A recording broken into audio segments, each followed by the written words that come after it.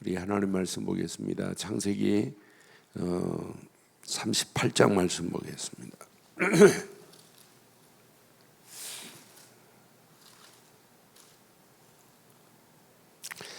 창세기 38장 우리 12절로 18절 보겠습니다.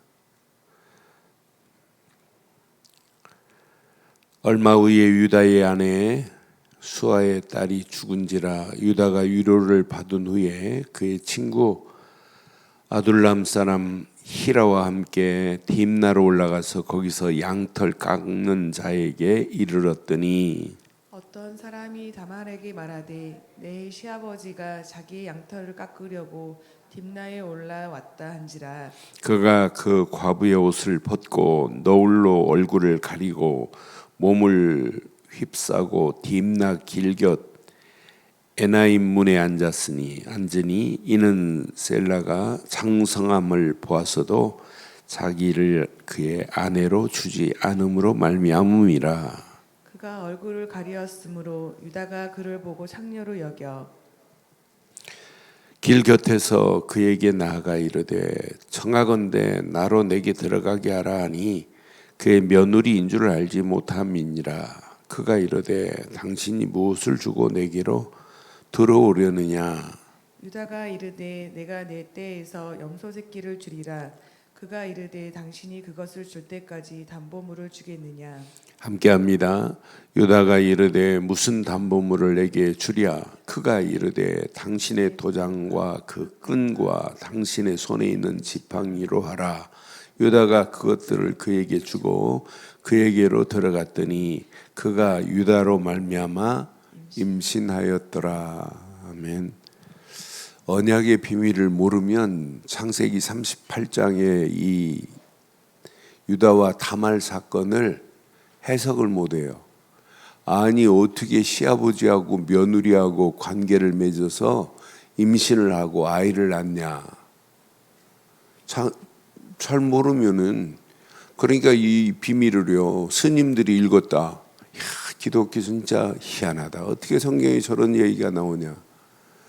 이건 영적인 어마어마한 비밀이 여기 숨어 있어요. 언약적 가치가 숨어 있어요. 언약의 흐름이 여기 숨어 있어요.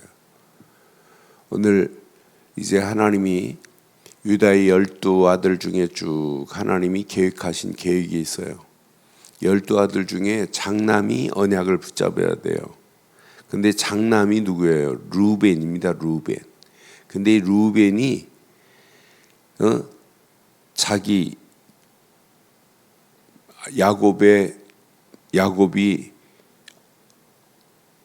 아내로 삼았던 자 중에 라헬이 있어요. 라헬의 그 종 비라를 뭐 했냐면 동침을 해버렸어요.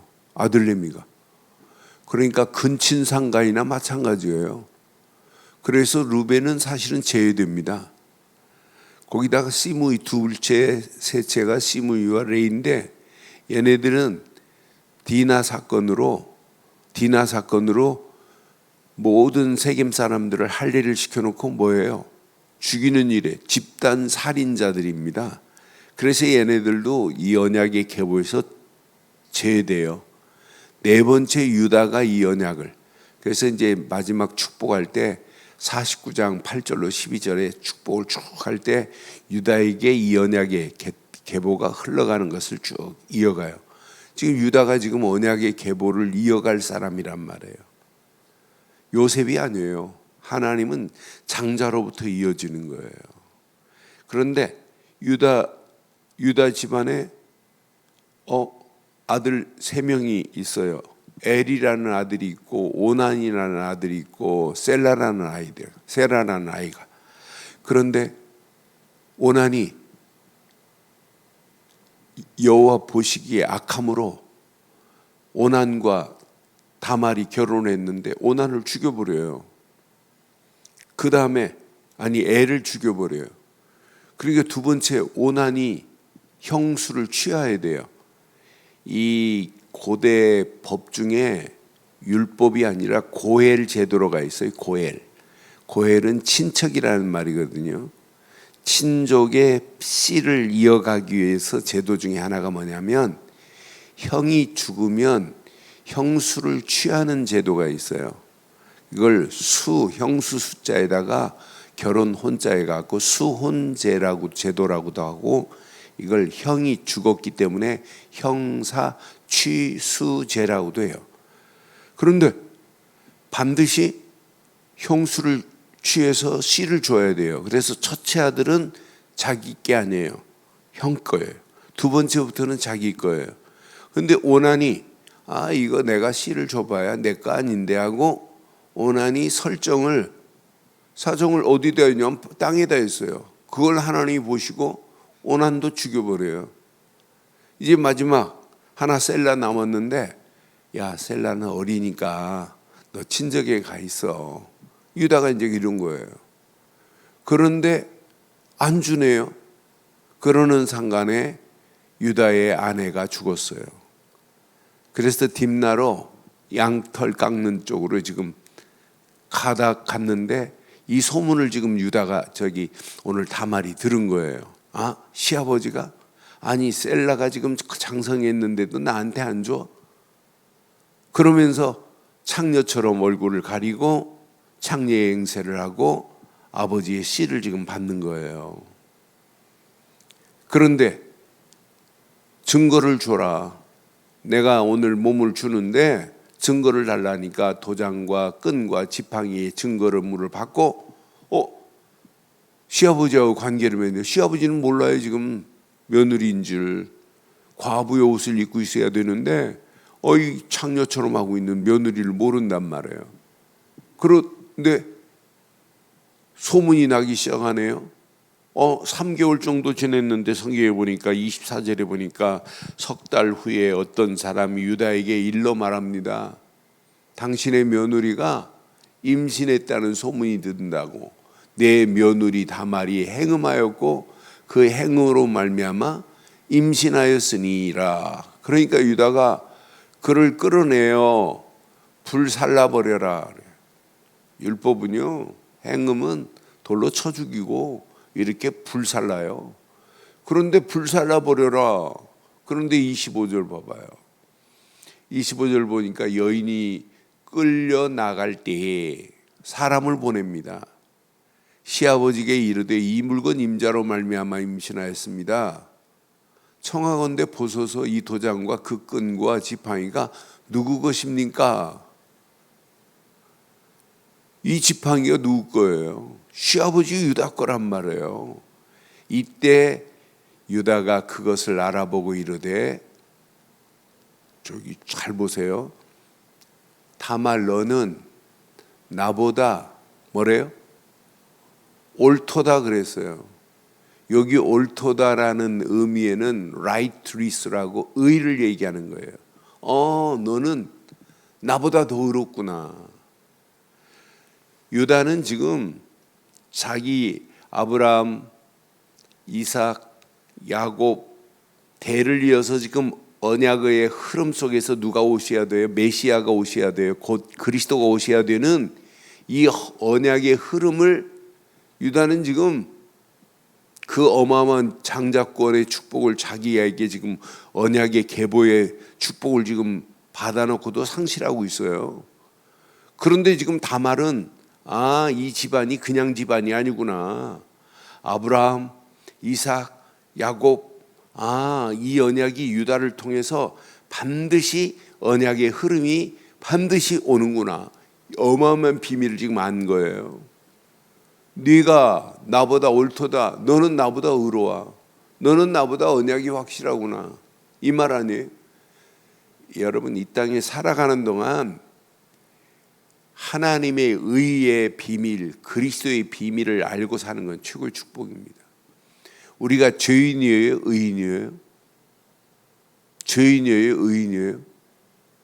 우리는 확실하게 말해야 돼요. 예수를 그리스도로 믿는 순간에 하나님이 보실 때 죄인으로 인정하네요. 의인으로 인정해요. 죄덩어리는 여러분 이사야도 고백합니다. 주님의 등 뒤로 내 죄를 던져버렸대요. 여러분 끝났어요. 그래서 저는 그는 나보다 옳도다 하는데 하나님의 바른 의를 바로 깨닫고 살아가는 게 축복입니다. 로마서 3장 23절로부터 26절 보세요. 우리는 모든 사람이 죄를 범하였음에 하나님의 영광이 이를 수 없어요. 근데 로마 3장 24절에 뭐라고 그랬어요? 그리스도 예수 안에 있는 속량으로 말미암아 하나님의 은혜로요 값없이 의롭다 하심을 얻은 자가 됐대요. 여러분, 그리스도의 속량으로 말미암아 우리는 값없이 의롭다함을 얻은 줄 확신해요. 우리는 의인의 축복을 받은 자예요. 25절 보세요. 25절 보면 이 예수를 하나님이 그의 피로써 믿음으로 말미암은 화목제물로 세우셨으니 이는 하나님께서 길이 참으시는 중에 전에 지은 죄를 간과하심으로 자기의 의로우심을 나타내려 하심이라고 분명히 말해요. 26절 봐요. 곧 이때 자기의 의로우심을 나타내사 자기도 의로우시며 또한 예수 믿는 자를 의롭다 하려 하심이라 그랬어요. 그럼 저와 여러분들은 이 땅에 살아가는 동안에 예수 그리스도로 말미암아 의인의 축복을 여러분 마음껏 누리기를 주의 이름으로 축원합니다. 이게 여러분 신앙생활이에요. 여러분 이게 언약 백성입니다. 그러니까 지금 유다가 며느리에게 분명히 오늘 말하잖아요. 너는 나보다 옳도다. 내가 그를 내 아들 셀라에게 주지 아니하였음이로다. 하나님의 언약의 흐름을 셀라를 통하여 셋째 아들을 통하여 씨를 받아서 또 이어가야 되는데 안 하잖아요. 그러니까 지금 다말이 유다로부터 씨를 받아서 이 언약의 흐름 속에 예수님의 족보의 흐름 속에 들어가게 할 이 비밀을 지금 알고 있는 여자가 바로 유다입니다. 다말입니다. 봐요. 해산에서 임신해서 이제 해산을 할 때 보니 쌍테라 여기 보니까 28절에 보니까 해산할 때 손이 나왔어요. 손이 하나가 나오니까 산파가 먼저 나오는 손에 붉은 홍색 실을 이렇게 지금 묶어놨어요. 개한테 처음에 먼저 손을 쭉 내미니까 실을 묶어놨어요. 그런데 이 손이요, 손을 메었는데 손이 다시 들어가는 거예요. 29절에 보니까 그 손을 도로 들이며 뒤에 나올 아이가 그 아우가 나와버려요. 먼저 나와버리는 거예요. 산파가 이르되 어찌하여 터지려고 나오느냐 이러잖아요.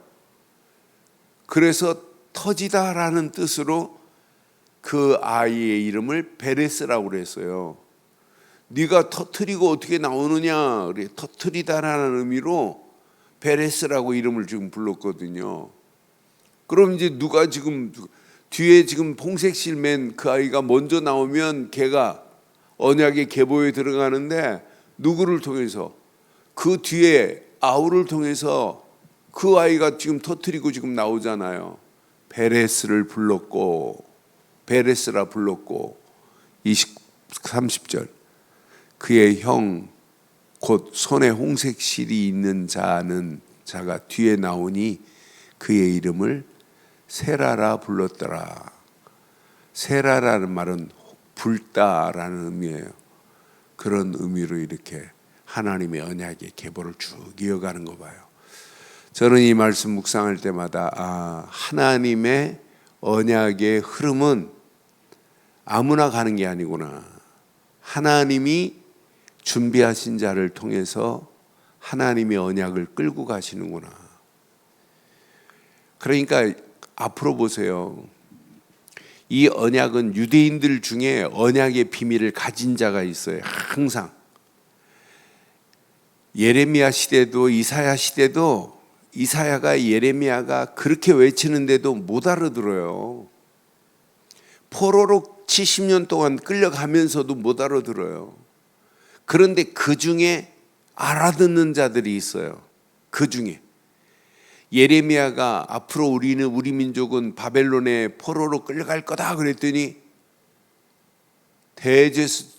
제사장 중에 우두머리 제사장 바솔이라는 제사장이 너 무슨 헛소리를 해 임마, 말도 안 되는 소리, 왜 우리가 바벨론에 끌려가, 말하는 거 봐요. 그래 놓고는 예레미야를 착고에 묶어놓고 고문하잖아요. 그 정도라니까요. 구약에도 마찬가지고 지금도 마찬가지예요. 여러분 진짜 복음 말하면 핍박받을 수 있어요. 외면당할 수 있어요. 그래도 우리는 뭘 말아야 돼요? 핍박 당해도 우리는 뭘 말아야 돼요? 복음 말아야 돼요. 예레미야가 그렇게 말하는데 그 말대로 돼야 한대요. 그대로 되잖아요. 바벨론에 70년 포로로 가가지고 바벨론 강가에서 운다고 되는 게 아니에요. 야, 우리가 언약을 놓쳤구나. 이걸 놓쳐서 우리가 바벨론에 70년 동안 포로가 되는구나. 이걸 깨닫고 와야 돼요. 그런데요, 그때 당시 바벨론의 포로로 끌려간 중에 언약의 비밀을 말하는 자들이 있었어요. 바벨론이 127개 도를 컨트롤했어요. 심지어는 저 아프리카까지. 그러니까 아프리카까지 가서 복음을 전했다니까요. 이 언약 가진 자들이 구약에도. 그 증거가 지금도 수두룩 빽빽합니다. 포로로 끌려가는 중에 많은 사람들은 아니지만은 어떤 면에 1%가 될지 0.1%가 될지 몰라요. 적은 자들 중에 복음은 쭉 계속 언약은 흘러갔어요. 초대교회 바리새인들이, 유대인들이 그렇게 핍박하는데도 불구하고 이 언약이 멈췄어요. 이 멈추지 않고 이 복음은 연약한 초대교회 오순절 마가다락방에 120명이 모였는데 그들을 통하여 이 복음이 로마까지, 그 복음이 오늘 대한민국까지, 아시아까지 오게 되는 거 봐요. 그래서 저는 참 신기하고 놀랍다. 이 언약의 가치를 알면 알수록 어떻게 하면 이 비밀을 모르는 영혼들에게 어떻게 하면 이 비밀을 말할까? 어떻게 하면 이 언약 되시는 예수를 그리스도로 말해서 많은 영혼들을 하나님께로 인도할까? 그래서 바울은 때를 얻든지 못 얻든지 복음을 전할 뿐이래요. 우리는 전도자의 길을 가는 것 말고는 없어요. 저는 유다를 보면서 희미한 유다 봐 하고, 다말을 통해서 야, 얼마나 시아버지하고 관계가 좋아서 했겠어요. 육신적으로 보면 얼마나 수치스러웠겠어요.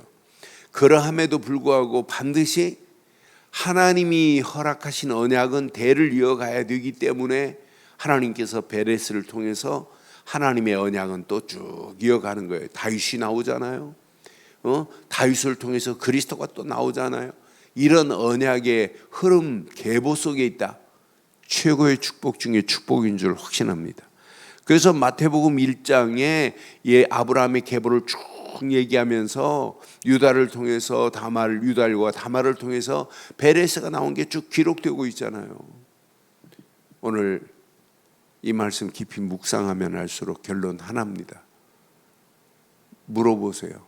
내가 무슨 흐름을 타고 있느냐? 율법의 흐름을 타고 있는가? 종교적인 흐름 속에 있는가? 인본주의요 세속적인 흐름 속에 있는가? 아니면 오직 언약 되시는, 복음 되시는 그리스도의 흐름 속에 있는가? 이 질문이 제일 중요한 질문이에요. 어디의 흐름 속에 있어요? 목사님 말씀 속에 있는데요. 말씀 이전에 어디 속에 있어야 돼요? 언약 되시는 그리스도 안에서 예배드리고 말씀을 붙잡아야 돼요. 그리스도의 비밀을 모르고는 오늘도 눈 딱 뜨는 순간에 주는 그리스도십니다. 이게 고백됐다면 여러분들은 건강한 바른 신앙생활을 해요. 그리스도의 언약 속에서 예배도 드려야 되고 말씀도 붙잡아야 되고 기도도 해야 되는 게 이게 신앙생활이에요. 그래서 지금 많은 사람들이 뭔만 모르냐면 언약 되시는, 복음 되시는 예수가 그리스도라는 사실을 모르고 종교적으로 형식적인 예배 드린다니까요. 종교적인 예배는 하나님 안 받아요. 그렇잖아요. 오직 언약입니다. 오직 복음입니다. 그리스도 안에서. 그 안에서 우리는 사실적인 믿음, 예수를 그리스도로 믿는 믿음 가지고 가시면 돼요. 그럼 힘들고 어려울 때마다 말씀 붙잡고 기도하면서 한 분만 바라보세요. 믿음의 주요 온전케 하시는 예수만 바라보세요. 그게 사는 유일한 길입니다. 우리의 이름은 예수님의 계보에는 들어가지 않지만 언약 되시는 예수 그리스도의 흐름 속에서 저와 여러분의 이름이 하나님 나라 생명책에 기록된 줄 확신합니다. 그럼 마지막 하나님 나라 생명책에 기록된 걸로 끝나지 말고 정말 예수가 그리스도라는 사실을 증거하여 많은 영혼들을 하나님께로 인도하는 전도자의 길로 간다면 얼마나 행복하겠어요. 결론, 다니엘서 12장 3절 내 것으로 오늘 딱 붙잡으세요. 다니엘서 12장 3절에 보면 다니엘이 지혜 있는 자는 궁창의 빛과 같이 빛날 것이요, 함께합니다. 많은 사람을 옳은 대로 돌아오게 한 자는 별과 같이 영원토록 빛나리라. 많은 사람들을 옳은 대로 예수 그리스도께로 올라오게 하는 게 이게 신앙생활이고, 많은 사람들을 올라오게 하는 일이 우리의 마지막 사명인 줄 확신합니다. 이 사명 감당할 때까지 하나님 우리에게 건강 주실 수밖에 없어요. 영육간에 축복하실 수밖에 없어요. 오늘 이 언약 붙잡고 오늘 하루도 승리하는 저와 여러분들 되시기를 주의 이름으로 축원합니다. 전능하신 하나님 은혜 감사합니다. 이 아침도 주신 귀한 메시지가 우리 가슴에 잘 박힌 목과 같이 박히게 하시고, 하나님의 완벽한 은혜, 응답, 축복의 문들이 열려지고도 남음이 있도록 하나님 은혜 안에서 우리의 발걸음을 축복하시고 인도해 주옵소서. 말씀 붙잡고 함께 기도하는 믿음의 권속들에게 더 큰 하나님의 은혜, 응답으로 역사해 주실 줄 확신합니다. 인터넷으로 모바일로 함께하는 모든 현장들 위에도 동일한 하나님의 은혜가 넘치게 하옵소서. 이 아침 특별히 하나님, 은희숙 권사님 늘 영육간의 강건함으로 하나님 도우시고, 예수를 그리스도로 믿는 믿음 안에서 새로운 하나님 신앙의 길을 여신 하나님, 우리 권사님의 늘 고백대로 많은 영혼들을 예수께로 인도하는 일에 평생 쓰임 받을 수 있도록 인도하시고 축복하시고 역사해 주옵소서. 지금은 우리 주 예수 그리스도의 크신 은혜와 하나님의 무한하신 사랑과 성령님의 내주 인도 역사 충만하신 은혜가 언약 붙잡고 달려가는 심령 머리머리 위에, 가정, 사업, 직장, 자녀들 위해, 인터넷으로 함께하는 현장과 우리 늘 좋은 교회 위에, 오늘부터 시작되는 귀한, 내일부터 시작되는 귀한 캠프 위에 지금부터 영원토록 함께 있을지어다. 아멘.